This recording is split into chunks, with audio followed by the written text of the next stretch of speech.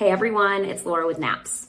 Today I want to talk to you about a very common anxiety that comes up for people who are having their first babies. That is tears and episiotomies during the labor and delivery process. Now, tearing is incredibly common, especially if this is your first vaginal delivery. It happens in about 50 to 80% of deliveries. Most tears are small and heal beautifully with really good aftercare. An episiotomy, on the other hand, is when your provider will discuss with you the option of making a small cut in your perineum in order to get the baby to be born faster.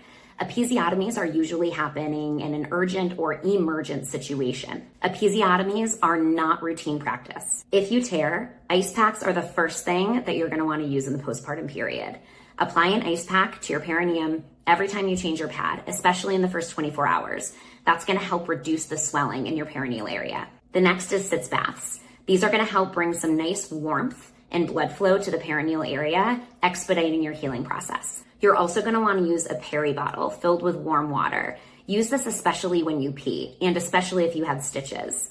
This is going to help reduce the stinging that you might feel during that process. Rest and slow, gentle movement are also incredibly important in the postpartum period to help any sort of tear or episiotomy that you had heal a little bit faster. So while tearing is very common during vaginal delivery, with the correct postpartum care, you're going to be healed in no time.